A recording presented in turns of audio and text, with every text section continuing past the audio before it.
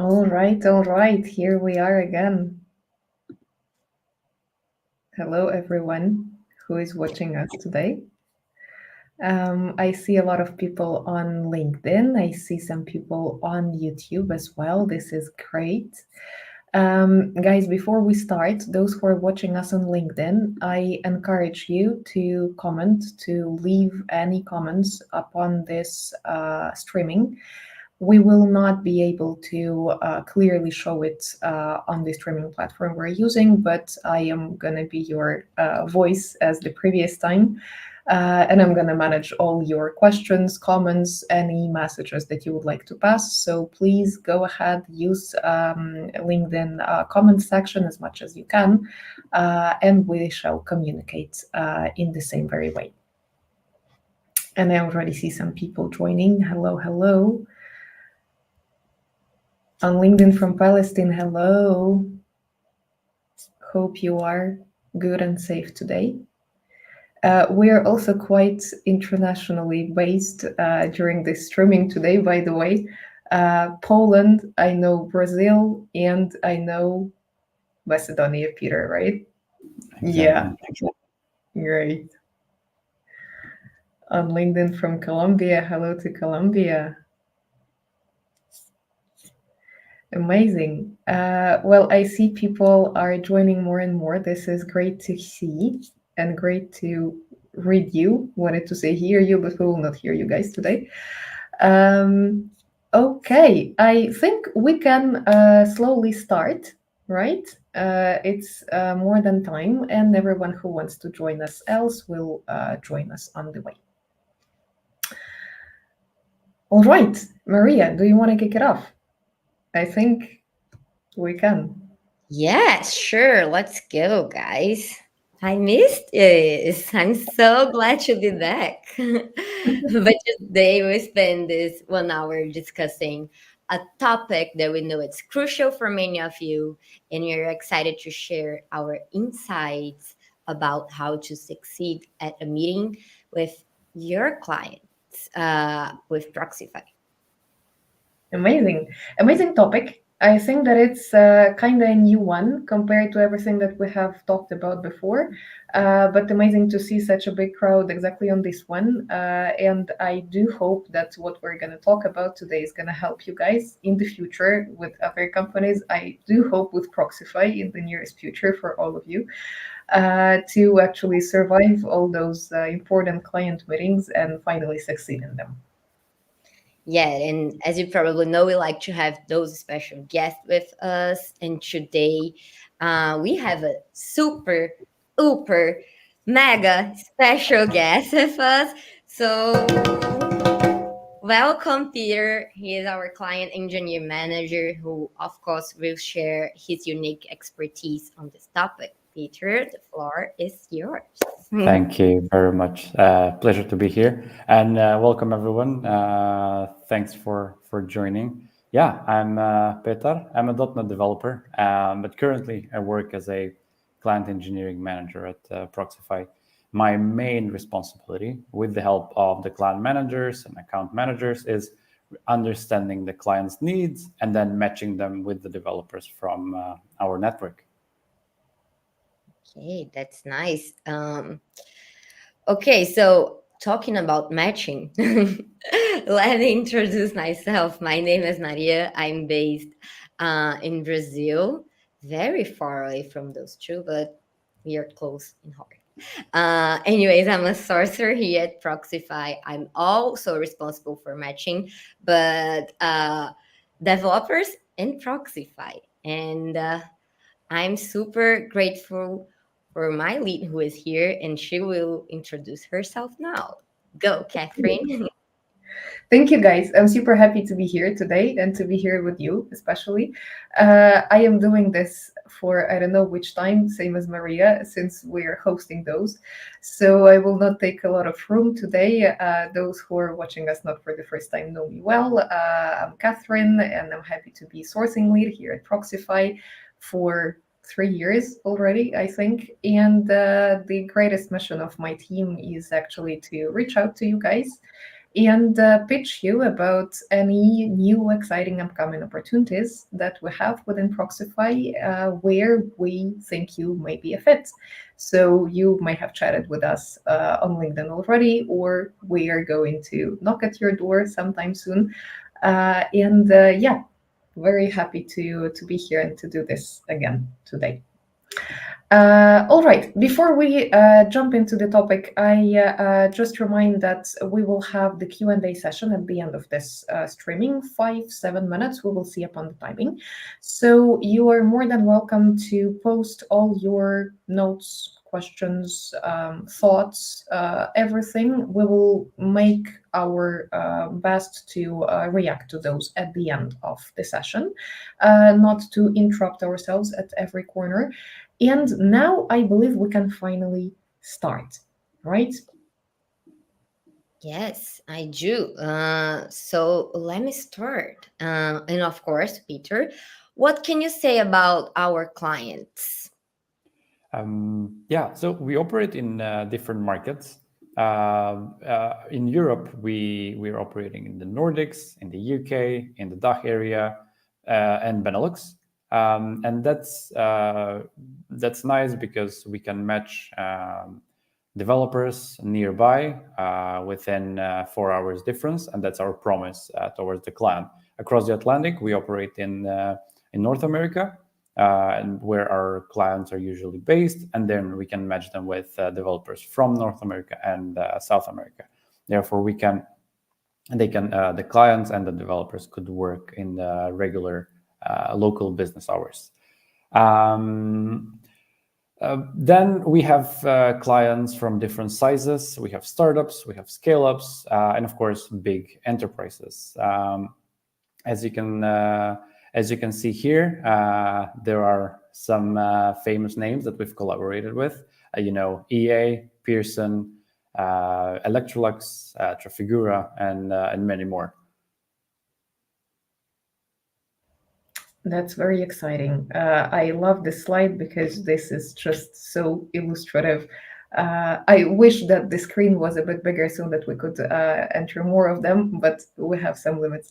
But Peter, so on the topic of who our clients are, can you tell us what type of companies do we normally collaborate with, if there is kind of this standard?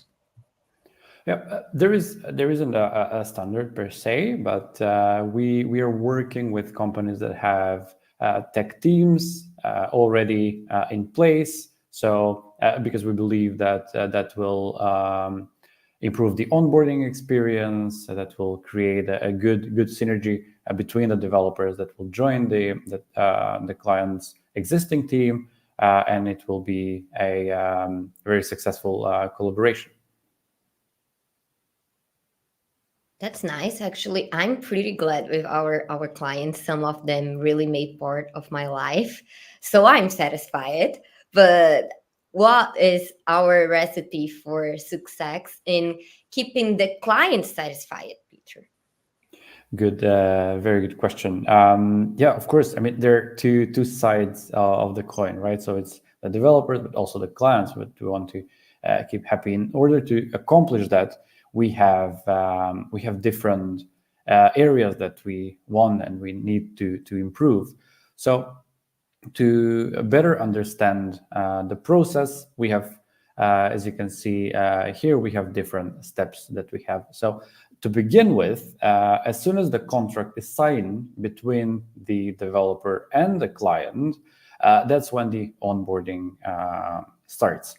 Essentially, the client manager and the client success manager will initiate the onboarding process, and they will help each other along the way. So the first week is the week of kickoff. That's when all the meetings are set in place. That's where all the access to different tools, different repositories, everything is settled. So everything could be ready for an actual kickoff. During that first week, there is also a client onboarding where we onboard them into our internal platform to to know where they can leave reviews, where they can schedule recurring meetings, check-ins, etc.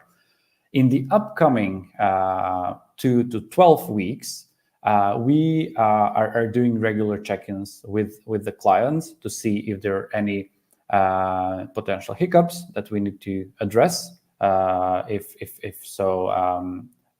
they arise. And then we are ready for our first QBR. So during these QBRs, the quarterly business reviews, we do more than a regular check-in where we discuss the business and how this developer has integrated within the team in this first 3 months. After the first quarter, we are talking about the retention and possible expansion of the existing team, or if there are areas where we could assist them within the organization. Amazing. Peter, this is very insightful. And so this is actually the overview of like how first 12 months go within Proxify and the new client lead, right? A lot of job over there, and great to see that we have those quarterly business reviews. Super important part for the client, for us as well. We cherish feedback a lot, as probably nothing else here. So yeah, amazing to hear that. But before we jump into the next part, because I know there are some hidden gems for our next topic, before we jump over there, shall we shortly mention what we offer to our developers as well, so that we could ensure everyone is satisfied in this process? Of course, that's very important to note. So yeah, there are a lot of things we offer, but I think that the key points here are that we are a remote only company. So the three of us are working from different parts of the world. So that's what we want for our developers, right?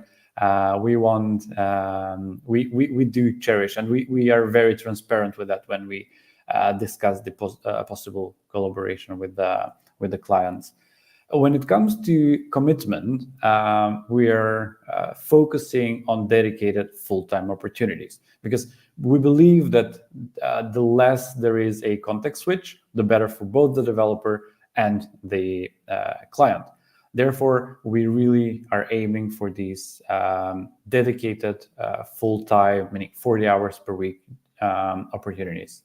Of course, there is a possibility to do part-time engagements, which are 20 hours per week, and even more flexible engagement, which are around 10 hours per week.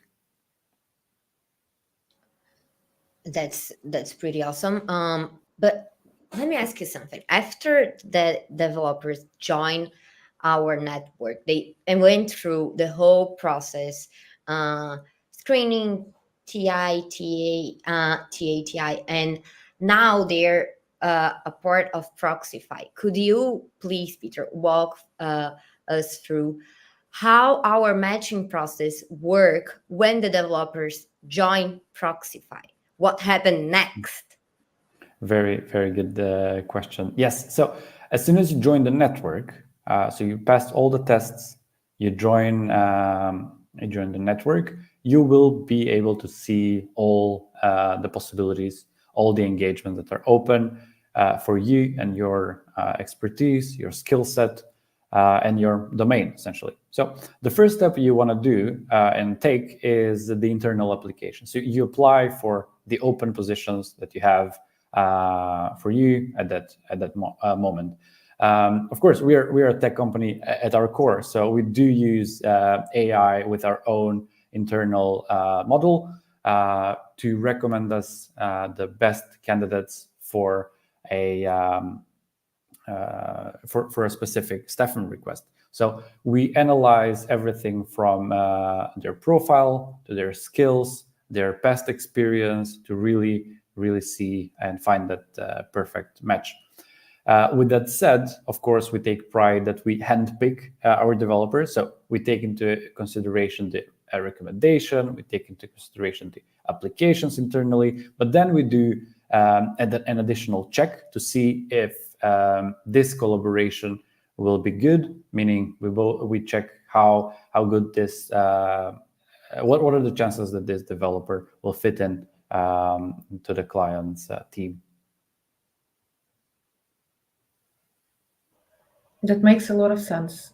And very nice also to see the funnel, like right, and the steps through which our members go already. There is a lot of job on that part, obviously. But I just would like to stop on this last point of handpicking, right?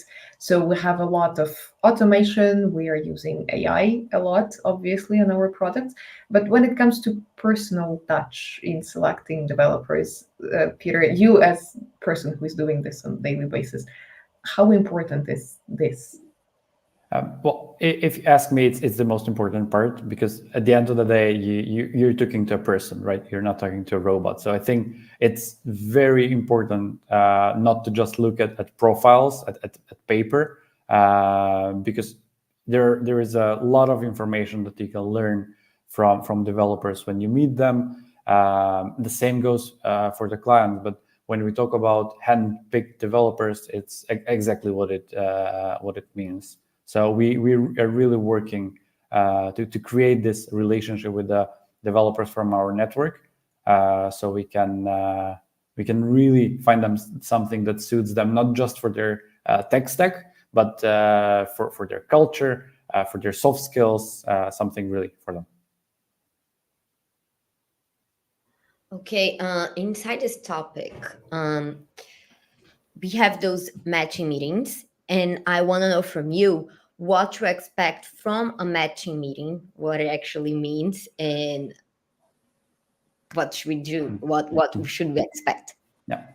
Before we get to the matching meeting, I would like to take a step or two steps back. So as soon as a request is created, staffing request comes in, we analyze it, we see what are the main requirements, and we enter the qualification stage. This is the stage where what I just talked about, and where we analyze the network, where we see who could be a potential good fit. We go through the application. The next step, as soon as we shortlist candidates, is the step of matching meetings. In this part, we meet the developers, and since we know that they have already passed the tests, they've already passed the technical interviews, now we can focus on the details. Now is the time where we can really see if they could fit well in the company, because there are always these nice to haves, there are always these specific requirements from the client, so we can really see that they will be successful. So in order to learn more about this, there are two main attendees in these matching meetings from our side. That is the client engineering manager, like myself, who will assess the technical match or technical requirements. And then you have the client manager, who has this great relationship with the client, who knows what they really want, what they really stand for.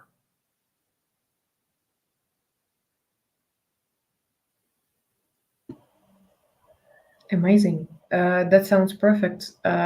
Peter, thank you. It's very insightful. And then I see like two more steps, obviously, on this slide. So we present the candidate, we organize a meet and greet, but yeah, it's a whole different story. So probably we will not stop on this one too much. But great to see that. And thank you for the details. Matching meeting, such a nice chance also for the developers to meet more people from Proxify. Okay, and so on the side of success again, so when it comes to ensuring that developers actually succeed with the clients, Peter, what are we doing on that part? Very, very important step of the process, and I think this is good for every single developer in the network, because I think everyone should have some kind of coach who will help them excel in their career, because we believe communication and the soft skills is equally important in the market. So we offer one-on-one coaching sessions with our experts who will give you tips and tricks and hints on how to improve, how to excel really Then we have the performance reviews. Performance reviews come after an engagement has ended. So we know, so we can, after we receive the feedback from the client, we know much more. So you can build your resume in the within the network. Of course, we before we even get to the stage of meeting the clients during the meet and greet, we offer mock meet and greet sessions. So again, with our coaches, you can do a demo session of these and really just take a good developer and make them great. So and additionally, I think giving feedback is very important. So we do this in an infinite loop, and we constantly give feedback either as soon as we receive feedback from the clients, or we do that in the regular check-ins we have with developers. So I think this is something that developers from the network could really use to help them improve. Yeah, actually, it's true. Catalina actually was here in our last live, and she shared a lot of tips. But I do think that you can also share some life hacks to help the developers ace meetings with clients. So, what should we do as a developer to rock the meeting? Very important. Yeah, exactly. Very important area that I believe really should focus a lot more on. I think when we talk about soft skills in general, there are do's and don'ts, right? So pros and cons. But I think to begin with, we internally put a lot of focus on the camera and the audio setup and the background. So I think it's vital to send that message across, because it really makes a difference when you meet the client for the first time, is to really show your professionalism by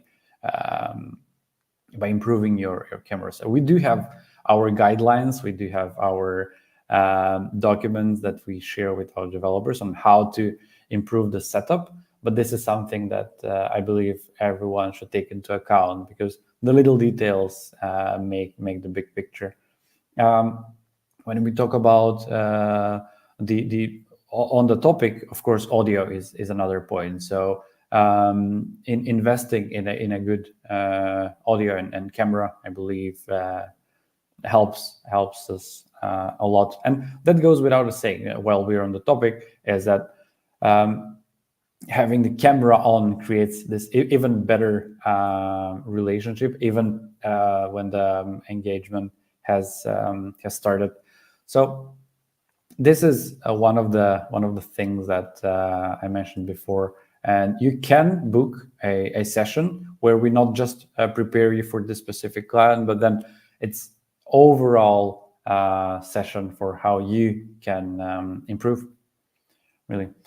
Yeah, and then when we talk about our other do's and don'ts, behavior, professionalism are really there at the top on where you could improve. So I think clients really value professionals who can really stand out of the crowd. So I think it's very important to bring that positive energy in the meetings, and find that sweet spot between being nonchalant and being ultra energetic.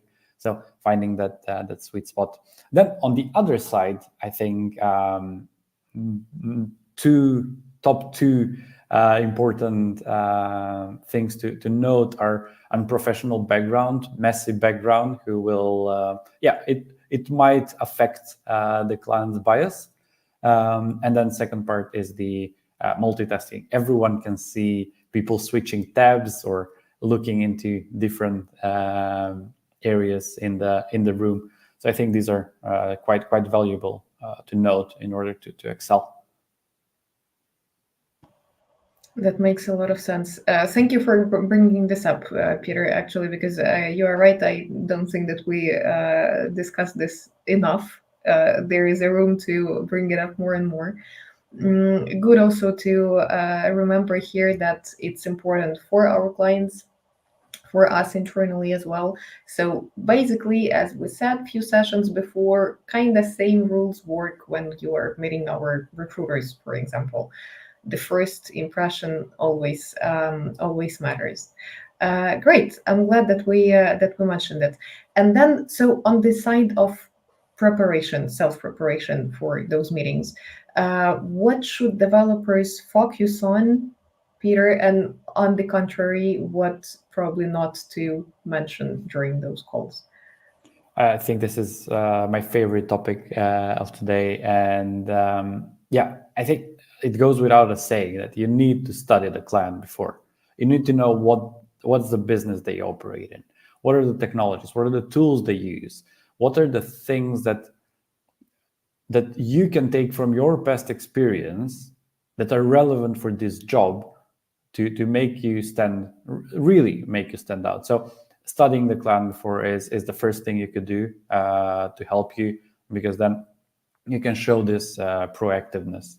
I don't know how many of you have heard about the pyramid principle as a communication style, but I think it's very, very an interesting idea or a way of communicating, is where it really shows that you understand what you're talking about. So in short, you need to set the base, just like in a pyramid, set the base of what you're answering. So if you receive a question, a technical question, start with the base. Start with, if you understand, show your understanding, then build on top of it, just like you would in to a 5-year-old, right? So build on taking examples from your past experience. Although every one of us focuses on the main skills, on the main requirements of a role, I think it's always nice to mention these nice to haves. So if it's a role in a specific stack, mention that you've worked with the library the client uses, that you know the cloud provider that the client uses. So I think these are the things that can really make a difference. While we're on during these discussions, while we're on the Q&A sort of session and part of the interview, I think one thing you should avoid is yes or no answers, and simply yes or no without. So I think you should always give an additional context to the question, because this shows really disinterest and can really affect the client's opinion. Then circling around the topic in a sense that shows that you do not know much about the area that you talk about. So I think you should keep a good structure when it comes to answering the questions, and then you shouldn't focus on irrelevant skills from your past experience.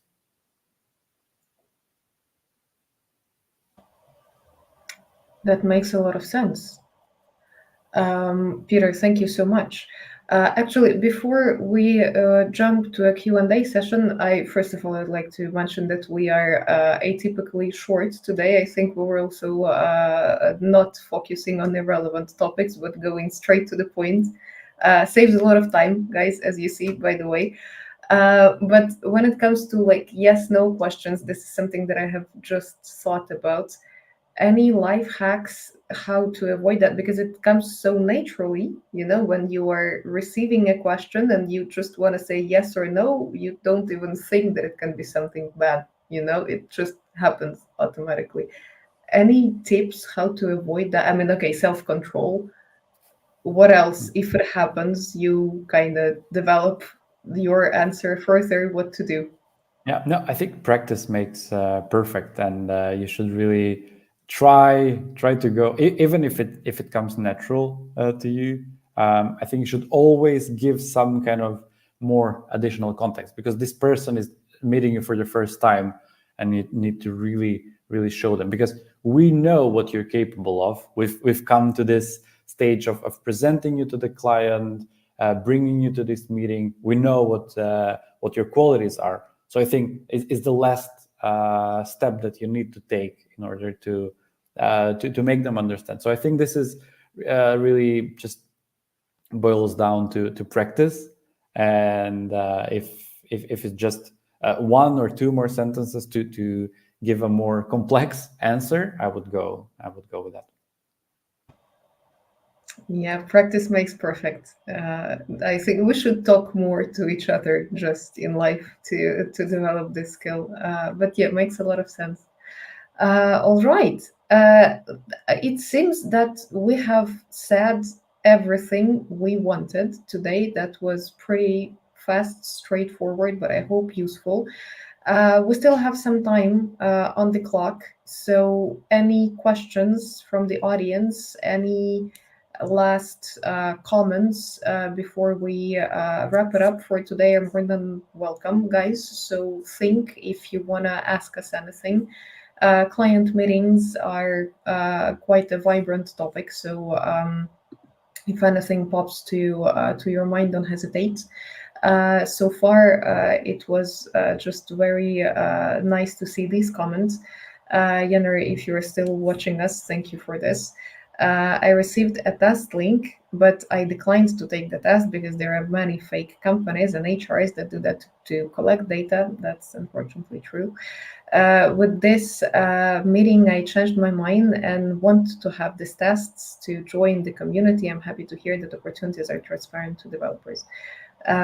I think this is the best thing that we can ever receive after the job we do over here. I'm super happy to hear that. Guys, if you have any comments, Peter and Maria, please jump in. I'm just super happy to see this. Yeah, no, Jenner, thank you. Thank you for reaching out.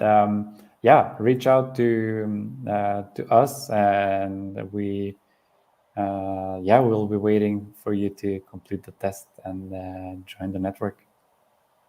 Yeah, if you have any questions, just contact us on LinkedIn, email.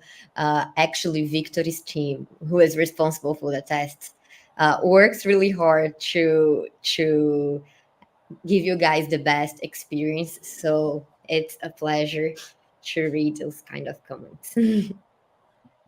Yeah, that's amazing.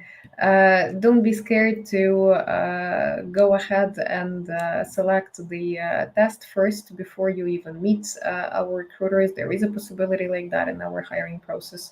So if you want to show your hard skills first, don't hesitate.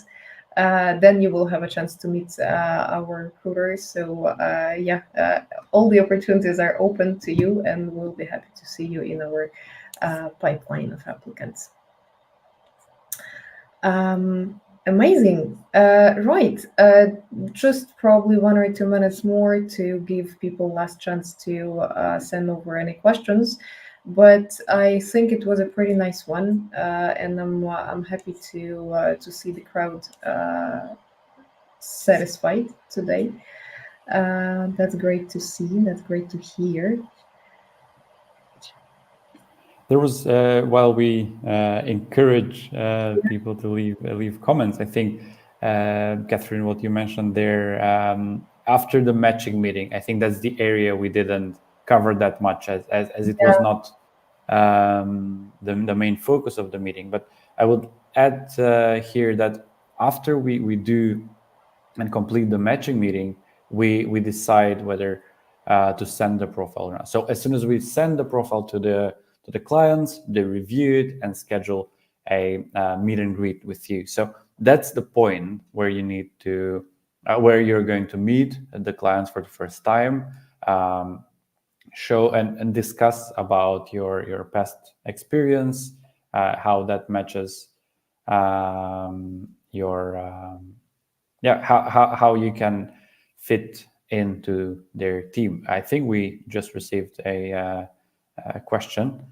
I think we covered a few of them. To start with, the worst thing you could do, I believe, is not showing interest in the meeting. Then not preparing enough. would be there in the top 2. And the best thing you could do is exactly the opposite. So prepare just like with any other meeting.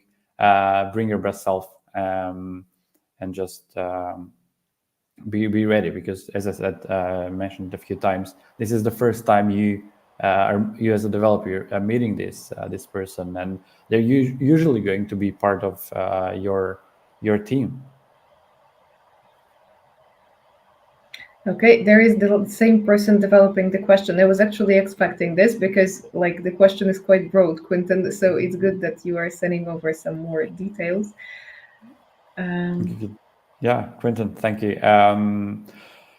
Yeah, I think brushing up on your skills. I don't know what you have been doing in this period, but if you manage to learn new technologies, if you manage to learn even new languages, add them, update your CV. That's the first thing you could do. Update, and then reach out to us, join the network, and we'll help you get a job very soon. That's true. Whatever was happening within those 2 years, just make sure to show us that there was something, and I'm sure everything is going to be fine. If the CV looks great and if everything else is in place, I don't think that there can be any problem. But I can't help but dig deeper into this question. It somehow touched me.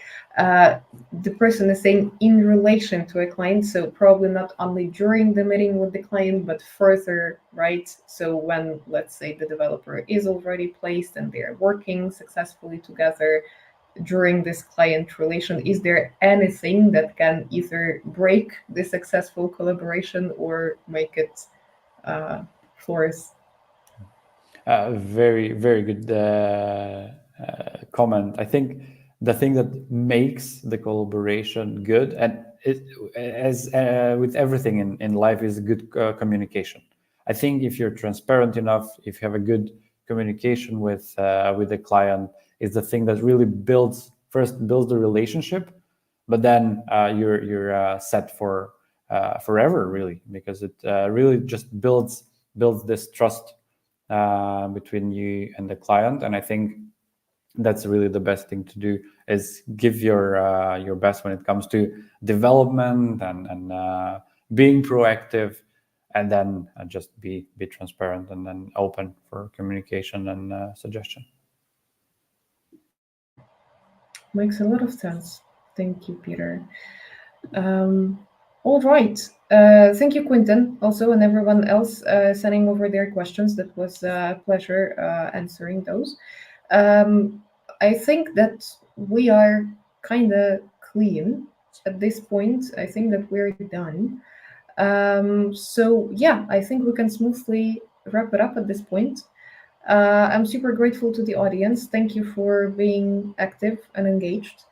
And I am happy to say that we're going to see each other in 1 month sharp again.